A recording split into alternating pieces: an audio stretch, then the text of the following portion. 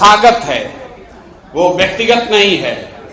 जब तक कोचिंग संस्थाओं का दबदबा शिक्षा क्षेत्र में बना रहेगा तब तक पेपर लीक होता रहेगा। 2 बरस पहले भी नीट का पेपर लीक हुआ था देश के स्तर पर, फिर हुआ है, आगे भी होगा। शायद ही कोई परीक्षा ऐसा है जिसका पेपर लीक नहीं हो रहा है। क्यों? क्योंकि पिछले 10-15 सालों में कोचिंग संस्थाओं का दबदबा इतना बढ़ गया है कि कोचिंग संस्थाएं बच्चों को अपने यहां अट्रैक्ट करने के लिए कुछ भी कीमत देने के लिए तैयार है। तो इसलिए पेपर लीक हो रहा है। जब तक सरकार इस व्यवस्था में कोचिंग संस्थाओं के प्रभाव को कम नहीं करेगी तब तक पेपर लीक होता रहेगा, चाहे सरकार कोई भी दावा कर ले। एफआईआर गिरफ्तार करने का कार्यकाल नहीं पूरा कर पाएंगे क्योंकि जो भी उन्होंने बोला सर को गिरफ्तार किया गया है। भैया हम वो नहीं जानते हैं कि कार्यकाल पूरा कर पाएंगे कि नहीं कर पाएंगे। हम ये जानते हैं कि सम्राट चौधरी अगले 5 साल तक मुख्यमंत्री रहें या कोई दूसरा रहे, बिहार में भ्रष्टाचार कम नहीं होगा, बिहार में शिक्षा व्यवस्था नहीं सुधरेगी। हम कैमरे पर कह रहे हैं, दावा के साथ कह रहे हैं कि यहाँ पर फैक्ट्री नहीं खुलेगी, रोजगार लोगों को नहीं मिलेगा, यहाँ से पलायन बंद नहीं होगा।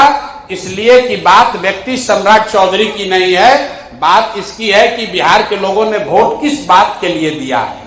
आपने वोट अरवा उसना चावल के लिए दिया है तो चावल खाइए और जाति धर्म में बटे रहिए।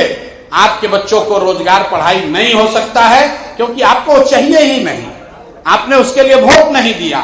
जनसुराज ने तो आपको बताया था कि हर महीने बिहार के हर परिवार को 10 से 15 हजार रुपए का लाभ मिल सकता है, लेकिन लोगों को वो नहीं चाहिए था। लोगों को त्वरित 10,000 रुपया जेब में चाहिए था। तो आपने 10,000 में वोट नहीं बेचा, आपने अपने बच्चों का भविष्य बेच दिया। 5 साल के लिए अपने लिए परेशानी 10,000 रुपया में आपने खरीदी है, उस परेशानी से आपको कोई नहीं बचा सकता है। जनसुराज यहाँ की शिक्षा व्यवस्था नहीं सुधार सकता है, पुल पुलिया नहीं बना सकता है, हम लोग अस्पताल की व्यवस्था नहीं सुधार सकते हैं। मैं बिल्कुल झूठ नहीं बोलता हूँ, हम लोग कुछ नहीं कर सकते हैं।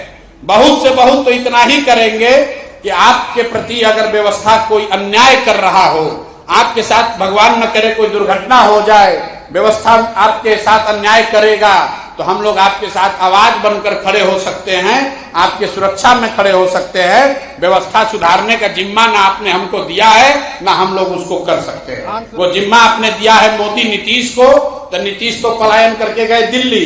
अब मोदी जी आएंगे लोकसभा चुनाव में, तब तक इंतजार कीजिए। देश दुनिया की ताजा खबरें और वीडियोस के लिए अभी डाउनलोड करें पत्रिका ऐप।